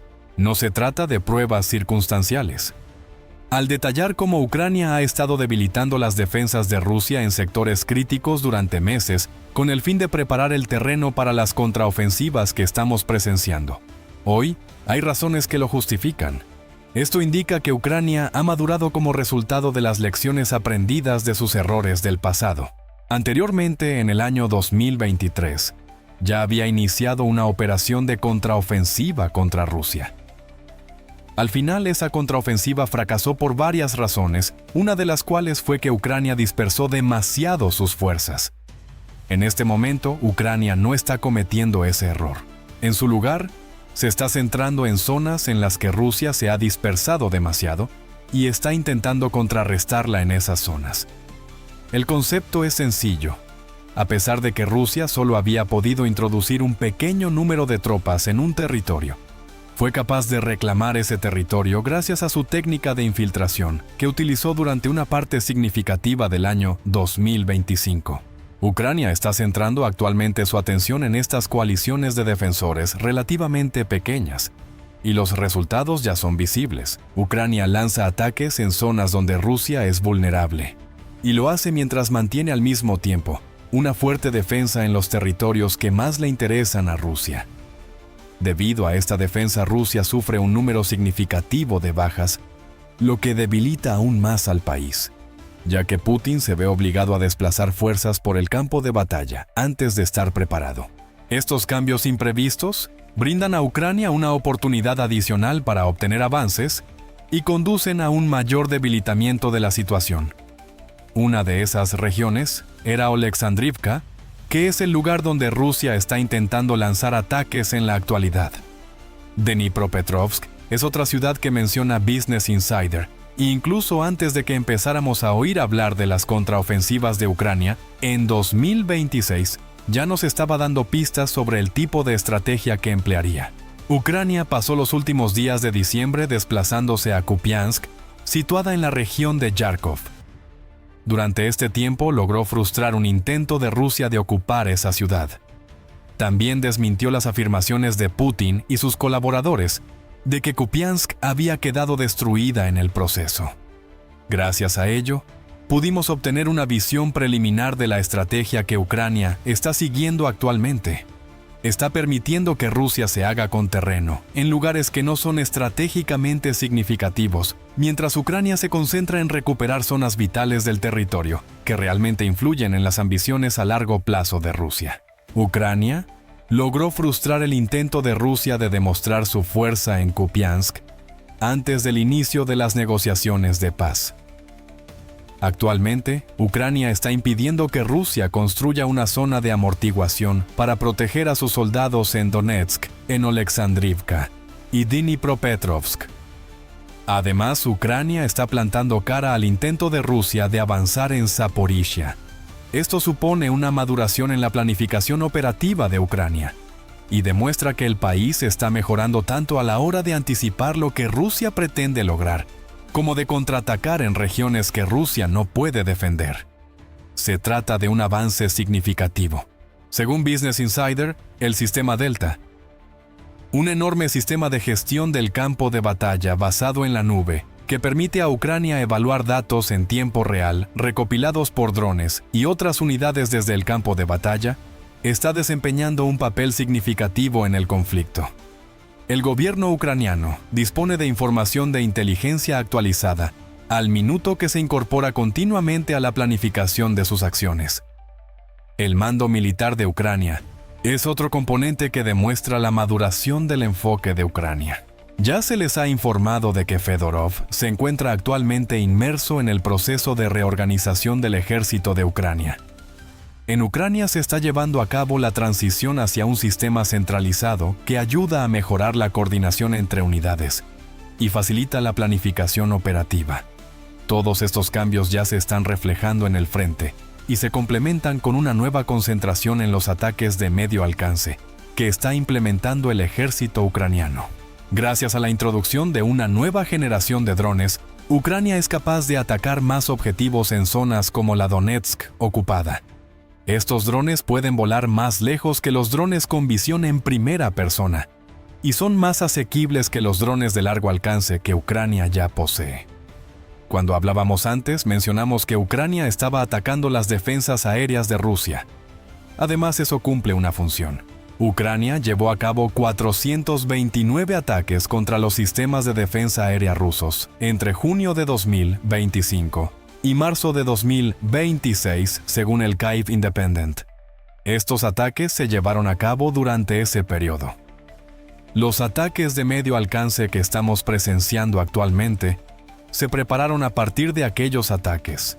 Estos ataques son llevados a cabo por Ucrania, con la intención de destruir las instalaciones de almacenamiento de munición rusas y las unidades de almacenamiento de drones Shahid, ubicadas en las regiones ocupadas. Está destruyendo centros de mando y agrupaciones de tropas, lo que está poniendo a Rusia en una posición en la que se ve obligada a enviar unidades de primera línea que no cuentan con los recursos que necesitan. Las defensas aéreas que anteriormente protegían la infraestructura de Rusia en la retaguardia cercana han sido eliminadas del juego, lo que ha dado lugar a la creación de corredores aéreos seguros que Ucrania puede utilizar para interrumpir las líneas de suministro y la logística rusas. Esto ha permitido a Ucrania alcanzar este objetivo. Se requiere una cooperación considerable porque el plan que emplea Ucrania es bastante complicado. Por otro lado, podemos resumirlo de la siguiente manera. Con el fin de ofrecer posibilidades para el tipo de contraataques que se vieron en febrero y marzo, Ucrania está trabajando para dañar a Rusia desde dentro. ¿Tienen estos contraataques el potencial de acabar con la guerra? Se supone que no, y sin embargo no es así. Como señala Siersky, la defensa agresiva es el aspecto más importante de la situación. Ucrania está ganando territorio y posiciones estratégicas que le permitirán defender otras zonas de forma más eficaz de lo que podría hacerlo sin estos avances. Tomemos por ejemplo la ciudad de Donetsk. Como resultado de la exitosa liberación por parte de Ucrania de los territorios del sur que Rusia había planeado utilizar como zona de amortiguación, Rusia ahora puede empezar a dirigir fuerzas adicionales hacia la región de Donetsk y dentro de ella. Para que Rusia pueda responder a eso, es necesario que el país envíe a la región sur a los soldados que originalmente estaban destinados a Donetsk.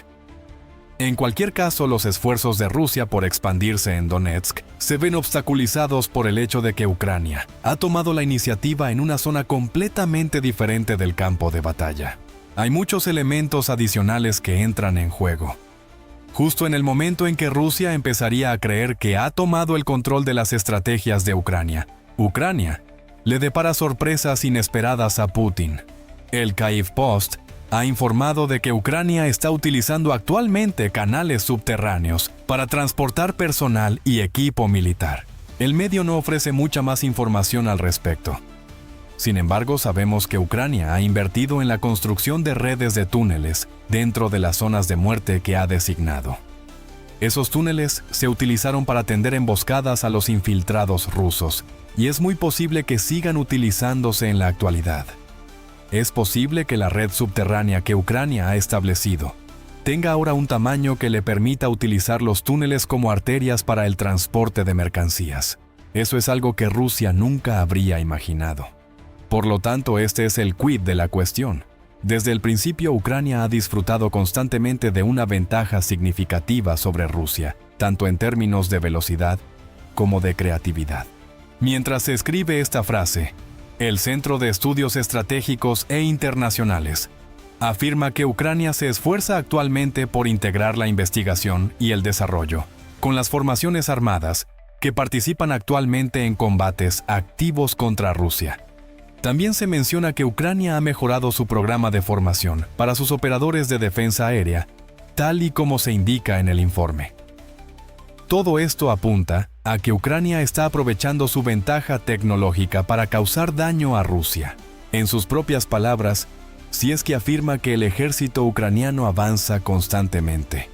Las evaluaciones de las operaciones de combate que lanza el ejército ucraniano se llevan a cabo mensualmente.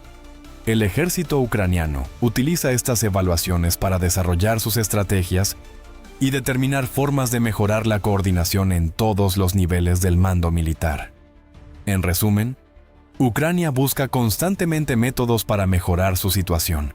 Putin se habría conformado con librar una guerra utilizando estrategias que se han empleado durante décadas. A día de hoy, Rusia sigue teniendo dificultades para adaptarse. Si bien es cierto que Rusia está empleando drones en su conflicto con Ucrania, también es importante señalar que Rusia sigue empleando en 2026 el mismo manual de desgaste que utilizó en 2022, y la táctica está empezando a fallar. Por lo tanto, cuando afirmamos que la reconquista de 50 kilómetros cuadrados de territorio a Rusia por parte de Ucrania es un triunfo, no nos referimos simplemente a la región en sí. Eso es sin duda significativo. Pero lo que tiene mucha mayor importancia para Ucrania es el hecho de que estos avances se están logrando como consecuencia de la capacidad de la nación para adaptarse y evolucionar continuamente. Aunque ha sido una invasión especialmente dura, la invasión de Putin ha dado lugar a que Ucrania se convierta en una de las fuerzas militares más poderosas del mundo. La represalia ha comenzado en este momento. Al mismo tiempo que recupera territorio y mata a un número récord de soldados rusos, Ucrania está cobrando impulso. La última ofensiva para la victoria rusa debía ponerse en marcha en la primavera de 2026. ¿Qué ocurrió en su lugar? Por el contrario, empieza a parecer que Ucrania está finalmente poniendo fin a la invasión rusa de una vez por todas. Además, ya no somos solo Ucrania, y nosotros quienes lo decimos. Vladimir Putin se está alejando cada vez más de la realidad a medida que siguen aumentando las bajas rusas, a pesar de que el Kremlin advierte de que la situación en el frente es extremadamente grave. Existe la posibilidad de que la alucinación de Putin, junto con la evolución de la situación en Ucrania, acabe provocando el fin de la fantasía de Putin sobre Ucrania. Si ves nuestra película, descubrirás el motivo. Además, si te ha gustado este vídeo, no olvides hacer clic en el botón de suscribirse para no perderte nunca nuestro análisis de los acontecimientos más recientes en Ucrania. Gracias por vernos.